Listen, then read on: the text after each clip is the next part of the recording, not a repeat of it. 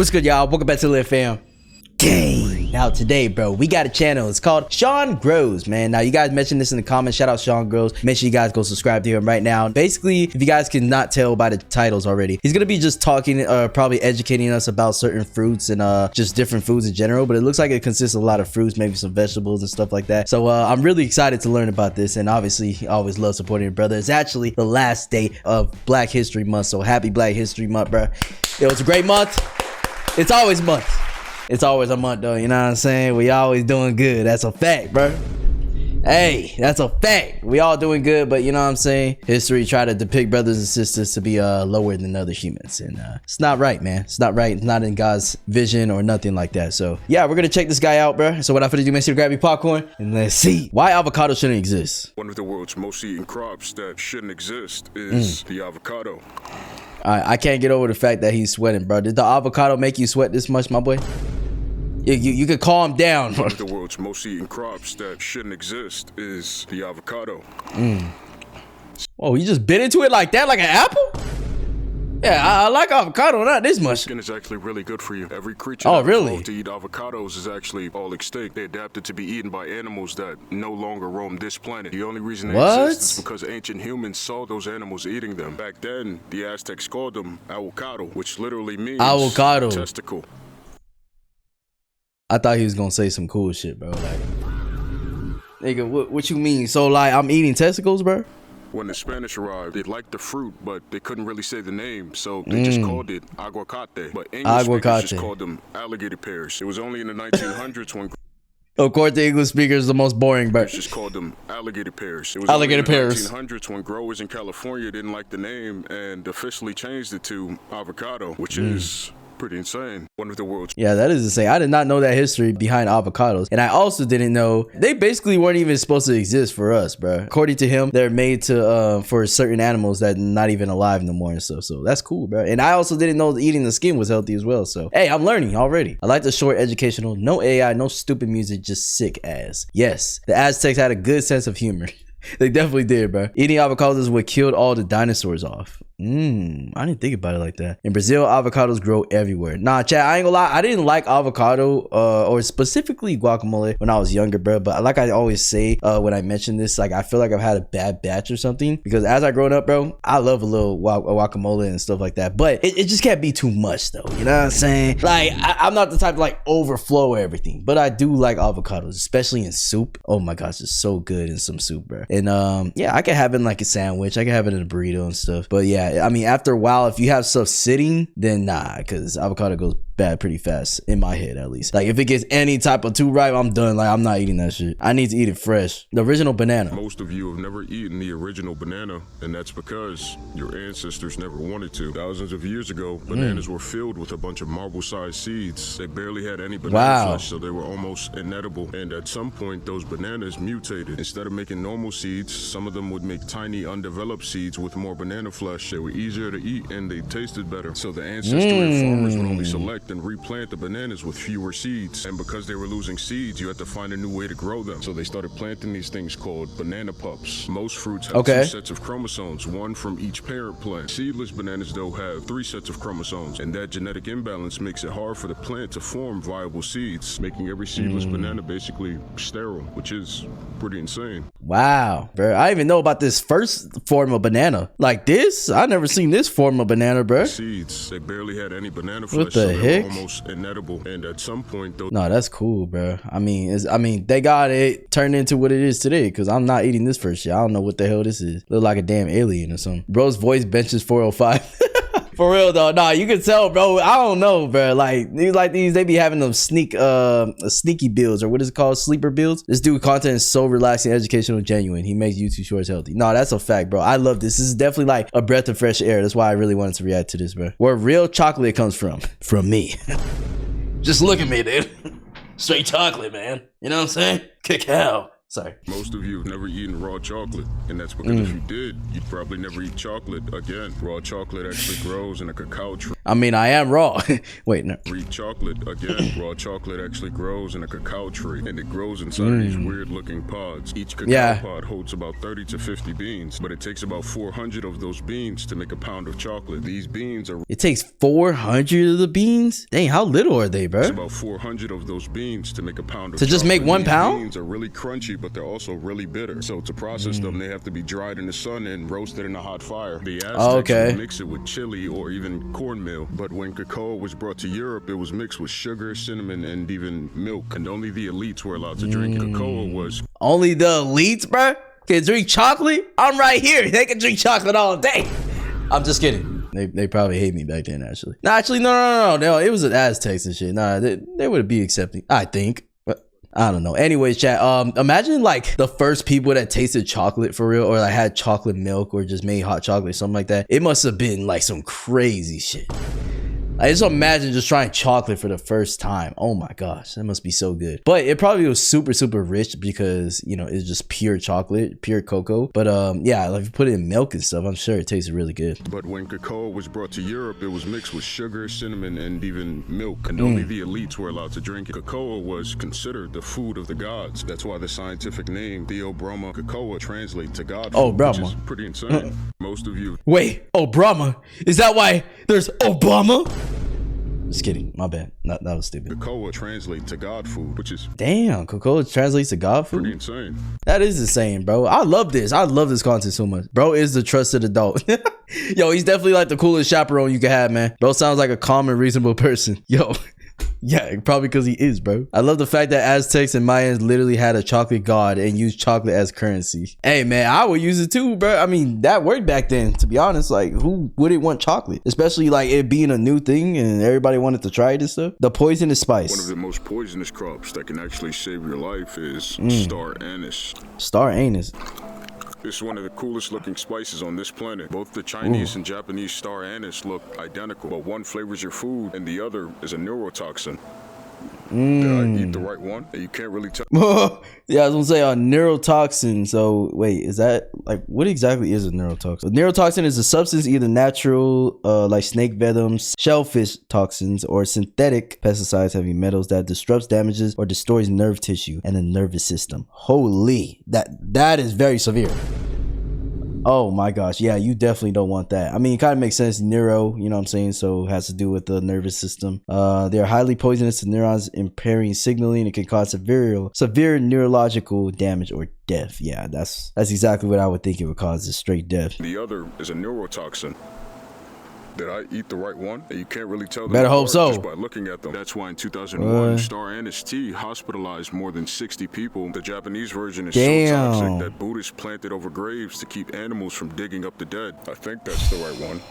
But that same poison is one of the main sources of something called shikimic acid, which is the compound used to make medicine for the flu. Dude, this taste is stuck in my mouth. So while one can save your life in a pandemic, the other can end it, which is pretty insane. That is pretty insane, bro. Like, how do you even tell? I mean, I'm assuming this one is the healthy one and this one is the bad one, right? The only difference I really see is that the size difference, and also this one, I don't know, it looks like it has like grown seeds in here, whereas this one looks empty, but I don't know, that could just be the angle. But it also looks a little more dried out, a little more darker. I don't know, bro. Like, how do you tell? Other can end it, which is pretty insane. Wow, bro. So it's such a double-edged sword, because like you said, it helps in so many ways and literally saving lives, and then the other one can literally destroy them completely, and you wouldn't even know. The legendary bottle gourd. One of the most useful crops in the world is actually very toxic. Where you get that big ass pickle, boy? Bottle gourd is one of the oldest plants ever domesticated by modern day humans. It's mostly grown in India, and depending on how it's grown, it can grow in different shapes. Some of them grow round. Those are usually turned into bowls. Others grow long like a snake, but are usually used just for cooking. But if you let it get too ripe, it develops a toxic compound called cucumbertacins. It's actually so toxic. Cucumbertacin? What? Cucumbertacins. It's that don't sound good. That a man in India died a painful death after drinking bitter bottle gourd juice. It causes bleeding in your stomach, and then you get violent diarrhea. And as that's happening, you get a dangerous drop in your blood pressure. Once it's in your system. Yeah, I hate having any type of chorro, bro. Diarrhea gets on my, oh my god, it's like the worst thing ever, bro. Like just straight water coming out your butt. Nobody wants that shit, bruh. Nobody wants that shit, bruh. I mean, some people might like that. I don't know, but dangerous, violent diarrhea. So I mean, I feel like it's violent already to have diarrhea, but violent on top of that, like, what is it? Just you just end up shitting out parts of your brain or something. Like what? Diarrhea, and as that's happening, you get a dangerous drop in your blood pressure. Once it's in your system, it's pretty much game over because as of now, there's no antidote, which is pretty insane. Yep. So you're dead. Like. If you get a pretty too much ripe bottle gourd, then you're cooked completely. This guy's axe collection is insane. Yeah, I want to know where this guy lives in, bro. The amount of rare stuff this guy grows is insane. Backyard straight out of ancient times. For real. Like, let me see what he said. I haven't had the pleasure of growing snake gourd, not in season, but I have a small propagation station and they sprouted up pretty quickly. Should have a harvest anywhere from 3 to 4 months. Yo, that's a W, bro. Honestly though, man, this looks like a good time growing all these crops and stuff and actually learning about them and just being around them. But honestly, that could be very dangerous as well, especially for that last, you know, neurotoxin thing. Hell no, don't put me around those. I'm gonna accidentally eat the wrong one. I already know, bro. That's just my luck. The next extinct fruit. This fruit could feed entire villages, but without humans, it would probably go extinct. Really? Breadfruit is one of the most underrated survival crops in the world, but if we stop planting it, it would very likely disappear. Most breadfruit varieties actually don't have seeds. They're typically grown through cuttings, roots, or branches from an already existing tree. It's one of the few fruits that humans have to keep alive manually. Breadfruit is also really buoyant, so it floats on water pretty well. So it makes sense that in Polynesia, it fed voyagers across thousands of miles of open ocean. If it's fully ripe and soft, you can actually eat this thing raw. But if you roast it on a hot fire, it actually tastes really soft and fluffy, kind of like a fresh loaf of bread, which is pretty insane.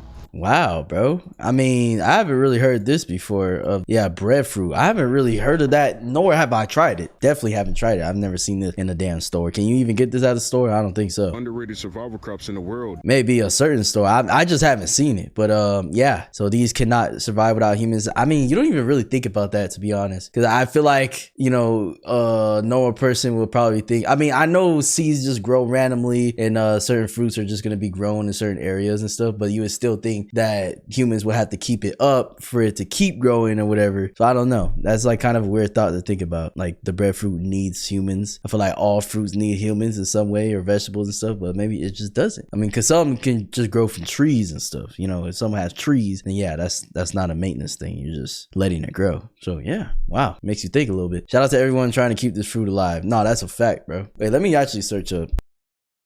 No, breadfruit is not expected to become extinct. In fact, research suggests it is a highly resilient, climate-smart superfood that may become more important for future food security. While some local populations will struggle with drought, studies indicate breadfruit will withstand climate change better than many staple crops. Okay, so basically what it's saying is that it might become more important in the future, which means that the probability of it going completely extinct is very low. So that's good to hear. Now I want to try breadfruit. I want to try a couple of these things, except the neurotoxin.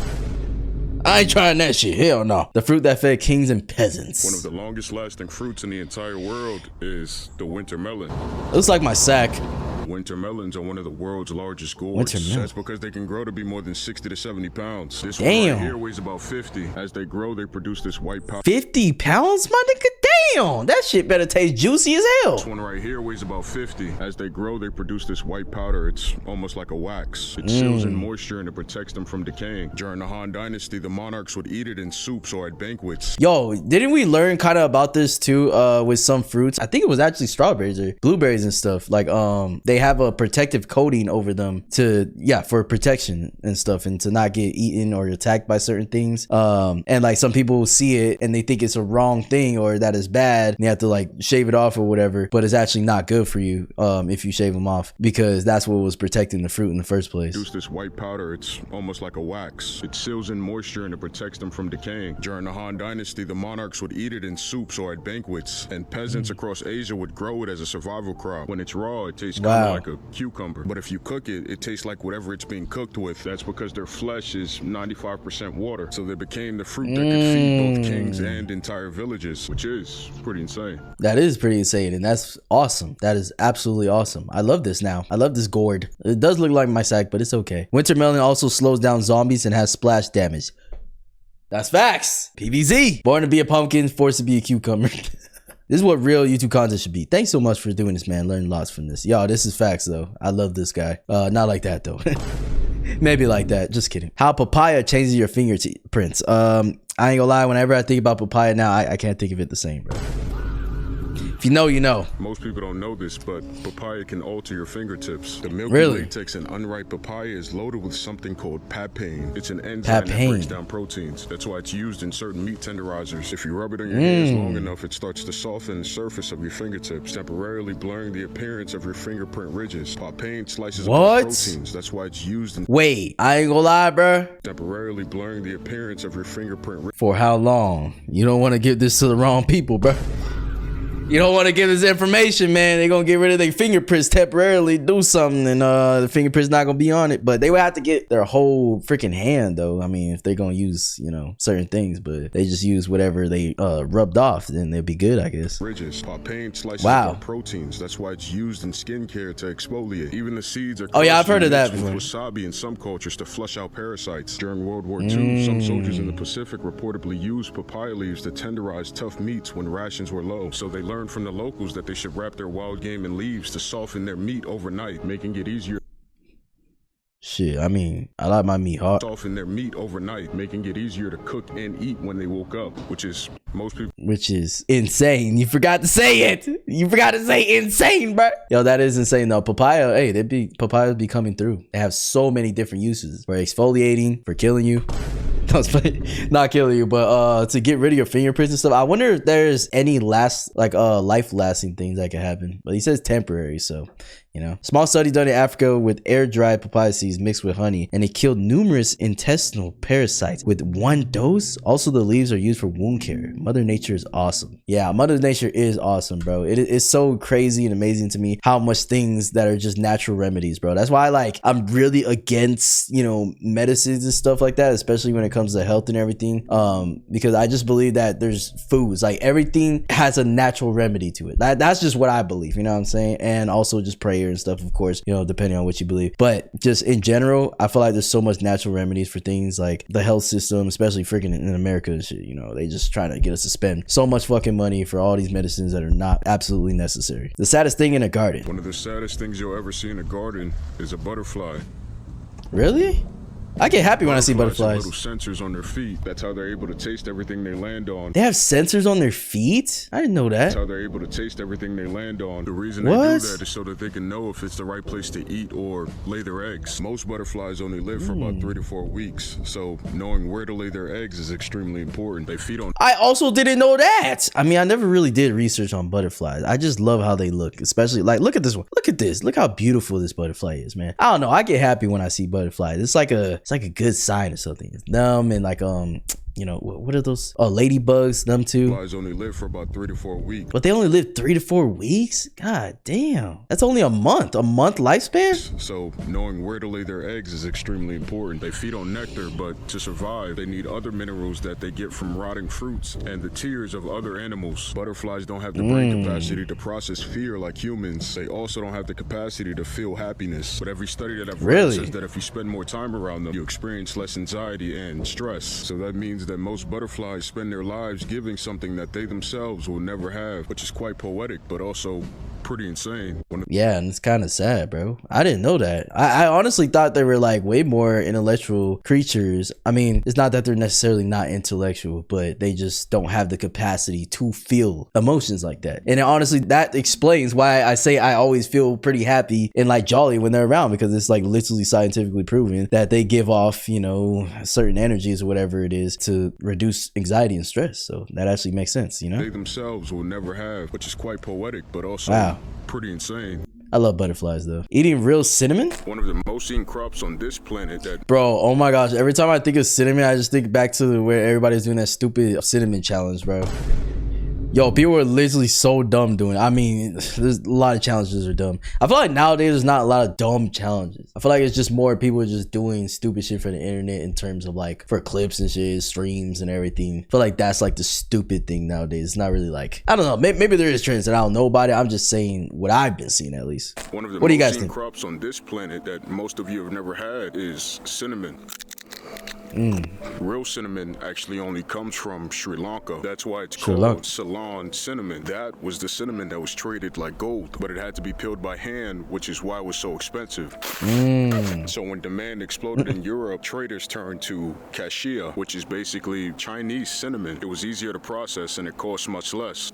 That actually tastes quite nice. By the time I've never actually tasted just a pure cinnamon, bro. Now I think about it, I've never, like, I've only tasted, you know, like the spice, but quite nice. By the time botanists classified them as separate species, cassia had already taken over the market. So most of the cinnamon in stores is just a cheap knockoff of the ones humans started wars over, which is pretty insane. I mean, yeah, I mean, if it has to be hand done, that would explain why, you know, it's not that popular and probably rare and probably super expensive. So, you know, companies and stuff wouldn't want to take that route, because then they would just be losing so much profits compared to everybody else when they're just using that cinnamon. So that makes sense. I didn't know that. Yeah, but cinnamon's nice. You know, another thing I think about when it comes to cinnamon is Apple Jacks, bro. Apple Jacks here. Yo, that cereal's really good. I'm not gonna lie. It's not like in my top 5, but it's definitely top 10, I would say. Poisonous cherry? The only reason cherries don't kill you is because you're too lazy to eat them. What you mean? I be gobbling those things down, bro. I haven't had cherries in a long time, though, now that I think about it. Because I mostly eat grapes. The only fruits I eat right now is grapes, blackberries, blueberries, and strawberries right now. I haven't really picked up cherries in a bit. I just ate enough cherries to poison a normal-sized human. Cherry pits have something called amygdalin. When you crush them, your saliva breaks it down into hydrogen cyanide, the same compound used in gas chambers. Each pit releases about 0.8 milligrams when you chew them. The lethal dose for a normal-sized adult is about 50 milligrams. So eating about 60 cherry pits could probably kill you. In 2017, a man named Matthew Creme ate 3 and was hospitalized within 20 minutes. It's been about 10 minutes. Is it getting hot in here, or I'm outside? What am I talking? I ain't gonna lie, bro. You look like you hot every video, bro. so I don't know about that one. I can't even tell you. Is it getting hot in here, or I'm outside? What am I talking about? Every cherry you've ever eaten has had this inside of it. You just never bit down hard enough to not be in danger, which is pretty insane. Never bit down hard enough. I mean, dude, I used to be downing cherries before. Like, I would for sure eat 10 plus. So, was I about to die, bro? I'm trying to remember if I like felt weird or something when I did that, because dude, yeah, when I do eat cherries, I eat a lot of them. That's crazy to know about, bro. All right, chat, that's enough of Shawn Grows, bro. Shout out Shawn Grows. You guys make sure you guys go subscribe to him. This was amazing content. I love this. Super refreshing. Actually super refreshing in the terms of content, but also refreshing in terms of all the fruit and stuff. And it's making me refreshed, you know, literally. So yeah, chat, let me know who else you guys want to react to. I'll see you guys in the next one, man. Peace.